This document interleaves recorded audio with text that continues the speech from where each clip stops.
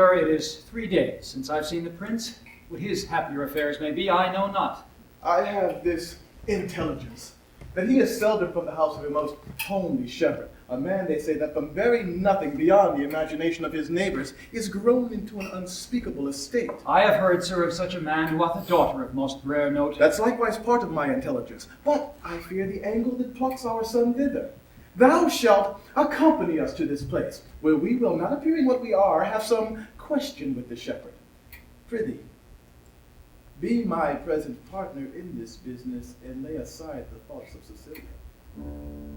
I willingly obey your command. Ha! My best Camillo! We must disguise ourselves.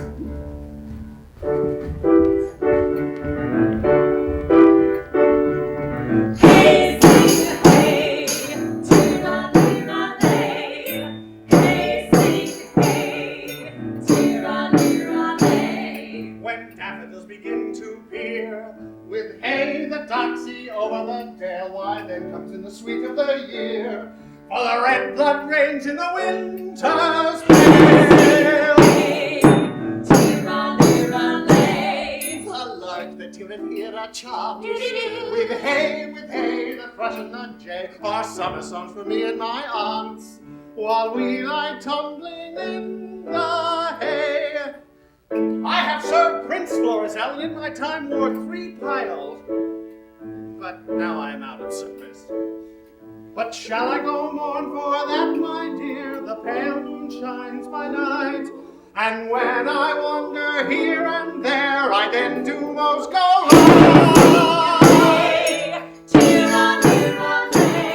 if tinkers may have leave to live, and bear the southskin budget, then my account I well may give, and in the stocks of Argent, and in the stocks of Argent,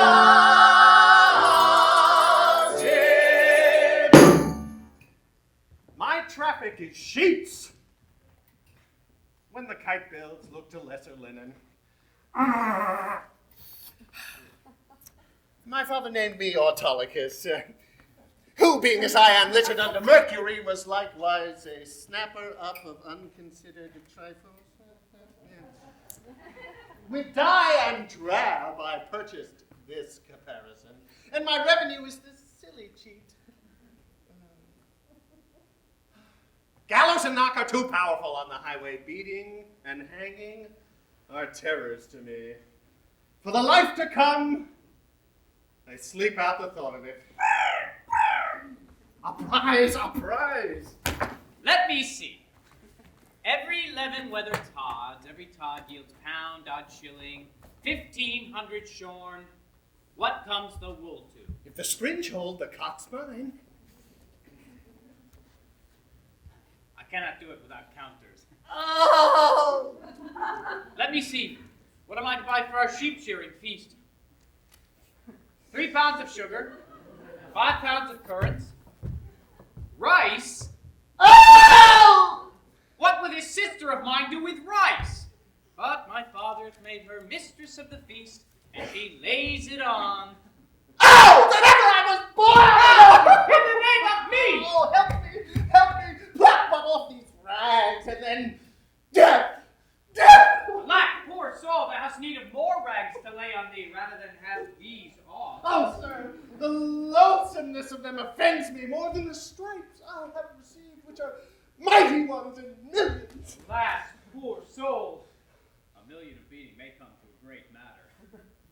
I am robbed, sir, and beaten. My money and apparel taken from me, and these detestable things put upon me. Lend me thy hand. I'll help thee, come. Lend me thy hand. Oh, tenderly, sir, tenderly. Oh. Ah! Oh. Alas, poor soul. Oh, softly, good sir, softly. Oh, I hear my shoulder blade is out. Oh, softly, good sir, softly. I now can't stand. You have done me a charitable office. Dost thou lack any money? I have a little money for thee. No, good sweetheart. No, I beseech you, sir. I've a kinsman not past 3/4 of a mile hence, unto whom I was going. I shall there have money on anything I want. Offer me no money, I pray you, that kills my heart. Oh, what manner of fellow is he that robbed you? The fellow that I've known to go about with troll my dames. I knew him once a servant of the prince.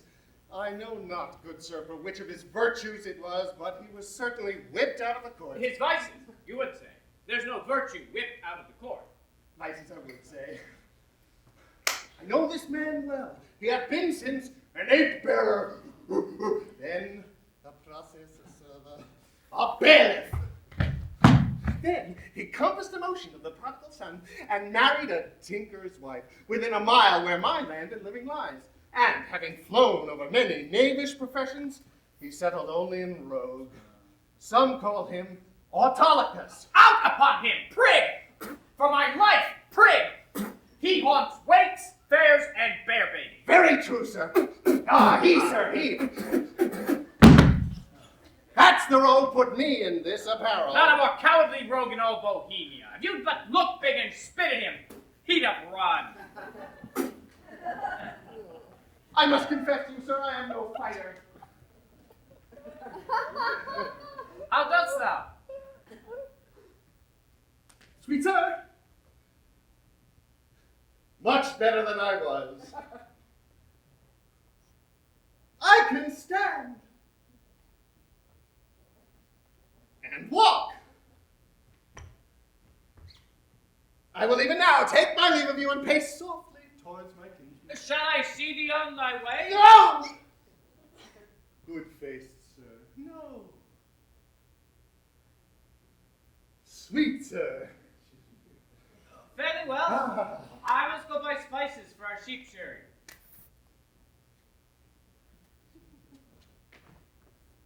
Prosper you, sweet sir. Ow! Your purse is not hot enough to purchase your spice. I'll be with you at your sheep shearing too. If I make not this cheek, bring out another, and the shearers prove sheep. Let me down the road, and my name put the book of virtue. Jog on the footpathway, and merrily hint the style of a merry heart goes all the day your sad tires in a mile. Jog on the footpathway, and merrily hint the style of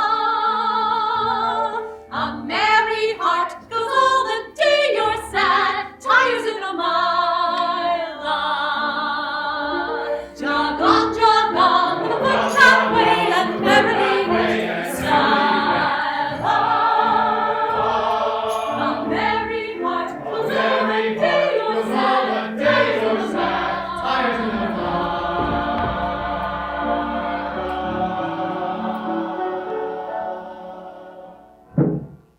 These your unusual weeds to each part of you to give a life.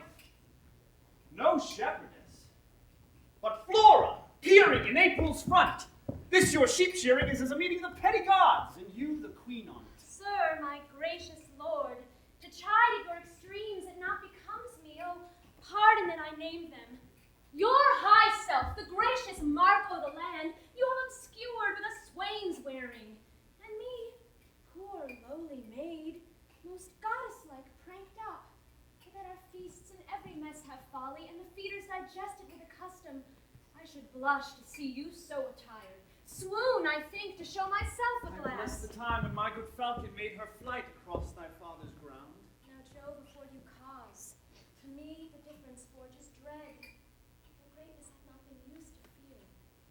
Even now, I tremble to think your father, by some accident, should pass this way as you did.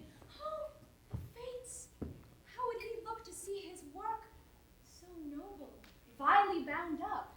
What would he say, or how should I, in these my borrowed flaunts, behold the sternness of his presence? Apprehend nothing but jollity. The gods themselves, humbling their deities to love, have taken the shapes of beasts upon them. Jupiter became a bull and bellowed. The green Neptune a ram and bleated. The fire-robed god, golden Apollo, poor humble swain, as I see now. Their transformations were never for a piece of beauty rarer, nor in a way so chaste, since my desires run not before mine honor, nor my lusts burn hotter than my faith. Oh, but, sir, your resolution cannot hold, and 'tis opposed, as it must be, by the power of the king. One of these two must be necessities which then will speak. You must change this purpose, or I my life. Thou dearest Perdita, with these forced thoughts, I prithee darken not the mirth of the feast. Or I'll be thine, my fair, or not my father's, for I cannot be mine own, nor anything to any, if I be not thine. To this I am most constant, though destiny say no. Be merry, gentle. Strangle such thoughts as these with anything that you behold the while. Your guests are coming. Lift up your countenance as it were the day of celebration of that nuptial which we too have sworn shall come. Oh, Lady Fortune, stand you auspicious. See, your guests approach. Dress yourself to entertain them sprightly, and let's be filled with mirth. Fine daughter! When my old wife lived, upon this day she was both butler, pantler, cook. You are retired, as if you were a feasted one, and not the hostess of the meeting. Pray you bid these unknown friends to us welcome, for it is a way to make us better friends, more known. Come, quench your blushes, and present yourself that which you are, mistress of the feast. Come on, and bid us welcome to your sheep shearing, as your good flock shall prosper. Sir, welcome. It is my father's will that I should take on me the hostessship of the day. You're welcome, sir. Give me those flowers there, Dorcas. Reverend sirs, for you there's rosemary and rue. These keep seeming and savor all the winter long. Grace and remembrance be to you both, and welcome to our shearing. Shepherdess, a fair one are you. Well, you fit our ages with flowers of winter. Sir, the year growing ancient, not yet on summer's death, nor on the birth of trembling winter, the fairest flowers of the season are our carnations and streaked gillivores, which some call nature's bastards.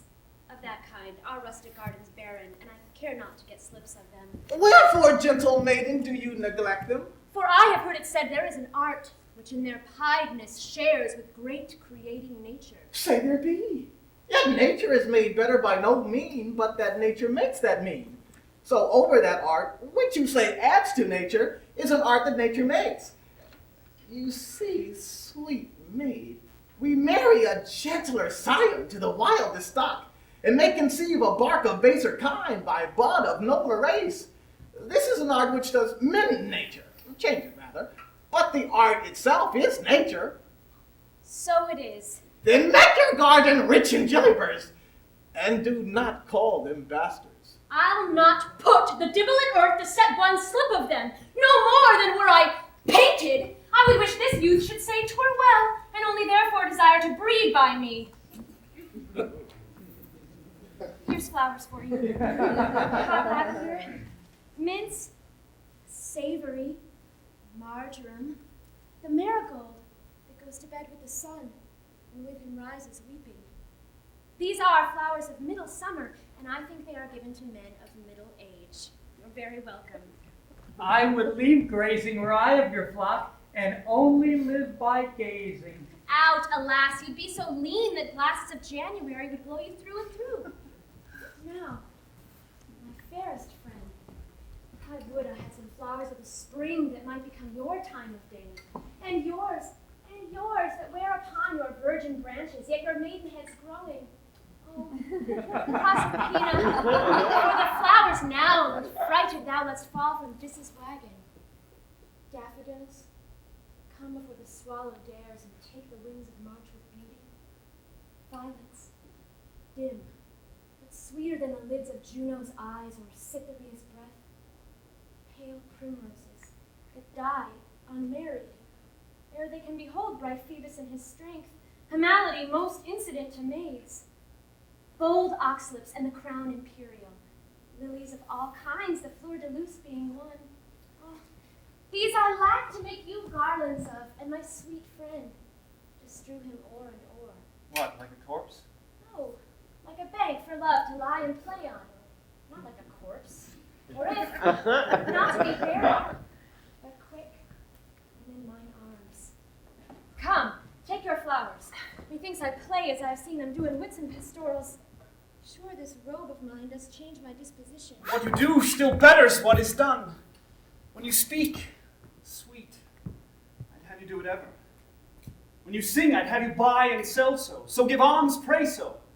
For the ordering your affairs, to sing them too. When you do dance, I wish you a wave of the sea. That you might ever do nothing but that. Move still, still so, and own no other function. Each your doing so singular, and each particular crowns what you are doing in the present deeds, that all your acts are queens. Oh, Doricles, your praises are too large, but that your youth and the true blood which peeps fairly through it do plainly give you out an unstained shepherd. With wisdom I might fear, my Doricles. You wooed me the false way. I think you have as little skill to fear as I have purpose to put you to it. But come, our dance, I pray. Your hand, my Perdita. So turtles pair that never mean to part. I'll swear for him. This is the prettiest low-born lass that ever ran on the greensward. Nothing she does or seems but smacks of something greater than herself. Too low for this place. He tells her something that makes her blood look out. Good sooth, she is the queen of curds and cream. Come, strike up! Mopsa must be your mistress. Marry, garlic to mend her kissing with. Now in good time. Not a word, a word. We stand upon our manners. Come, strike up!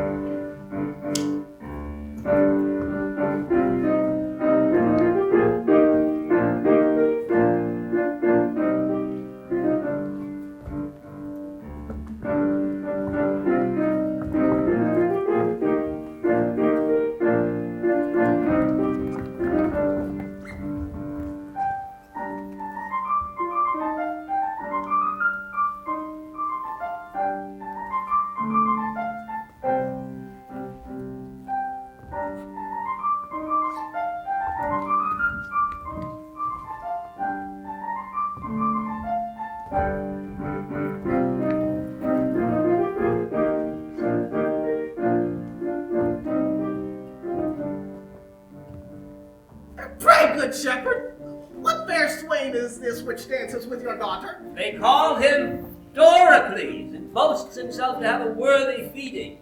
But I have it upon his own report, and I believe it. He looks like sooth. He says he loves my daughter. I think so too, for never gaze the moon upon the water as he'll stand and read as 'twere my daughter's eyes. And to be plain, I think there's not half a kiss to choose who loves another best. She dances featly. So she does anything, though I report it that should be silent. If young Doricles do light upon her, she shall bring him that which he not dreams of. Oh, master, if you did but hear the peddler at the door, you would never dance again to a tabor and pipe. The bagpipe would not move you. He sings some tunes faster than you could tell money. He could never come better. He shall come in. I love a ballad, but even too well if it be doleful matter, but merrily set down, or a very pleasant thing indeed, but sung lamentably. He has for man and woman of all sizes. Prithee, bring him in, and let him approach singing. Forewarn him he use no scurrilous words in his tunes. You have of these peddlers that have more in them than you'd think, sister. I, good brother, or go about to think.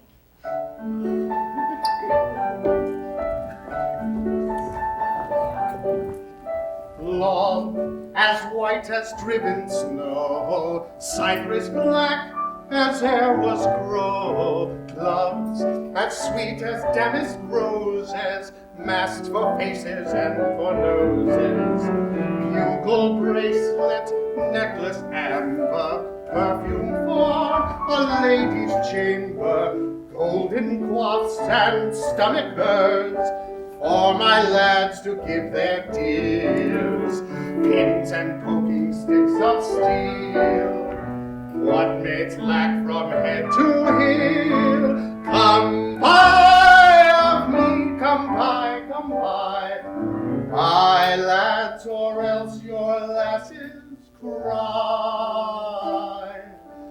Buy of me, come buy. If I were not in love with Mopsa, thou shouldst take no money of me. But, being enthralled as I am, it will also be the bondage of certain ribbons of love. I was promised them against the feast, but they come not too late now. He hath promised you more than that, or there be liars. He hath paid you all he promised you. Maybe he has paid you more, which will shame you to give him again. Is there no manners left among maids? Will they wear their plackets where they should bear their faces? Is there not milking time, or when you are going to bed, or to kiln hole to whistle off these secrets? But you must be tittle-tattling before all of our guests. 'Tis well they are whispering, clamor your tongues, and not a word more. I have done. Come, you promised me a tawdry lace and a pair of sweet gloves. Have I not told thee how I was cozened by the way and lost all my money? And indeed, sir, there are cozeners abroad, therefore it behooves men to be wary. Fear not thou, man, thou shalt lose nothing here. I hope so, sir, for I've about me many parcels of charms. What hast thou, ballads? Pray now buy some. I love a ballad in print, a life for them we are sure they are true. Here's one to a very doleful tune. How a usurer's wife was brought to bed of 20 money bags at a burden, and how she longed to eat adders' heads and toads' carbonadas. Is it true, think you? Very true, and but a month old. Bless me for marrying a usurer. Pray now buy it. Come on, lay by. Let's first see more ballads. We'll buy these other things anon. Here's a merry ballad, but a very pretty one. Let's have some merry ones. This is a passing merry one, and goes to the tune of two maids wooing a man. There's scarce a maid westward, but she sings it.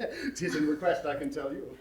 We can both sing it. If thou bear a part, thou shalt hear 'tis in 3 parts. We had the tune on a month ago. I can bear my part, you must know 'tis my occupation. Have at it with you! Get you hence, for I must go where it fits not you to know. Whither? Whither? Oh, whither? It becomes thy own full well, thou to me thy secrets tell. Me too, let me go thither. Oh, thither! If thou goest to the grange or mill, If to either thou dost steal, Neither. what neither? what neither? Thou hast sworn my love to be. Thou hast sworn it for to me, then whither? Goest Whither goest, Oh, goest, say whither? We shall have this song out anon by ourselves. My father and the gentlemen are in sad talk, and will not trouble them. Come, bring away thy pack after me. Wenches, I'll buy for you both. Let's have the first choice, peddler. Follow me, girls. You shall pay well for them. Will you buy any tape or lace for your cape, my dainty duck, my dear? Any silk, any thread, any toys for your head of the newest and finest wear? Come to the peddler. Money's a meddler that doth utter all men's wear. Come to the peddler. Come to the peddler. Money's a meddler. Money's a meddler that doth utter all men's wear. At the end of the day, these toys go away, my dainty duck, my dear. Take a ring, try it on, or the chance will be gone, and you're left in the empty air. Come to the peddler.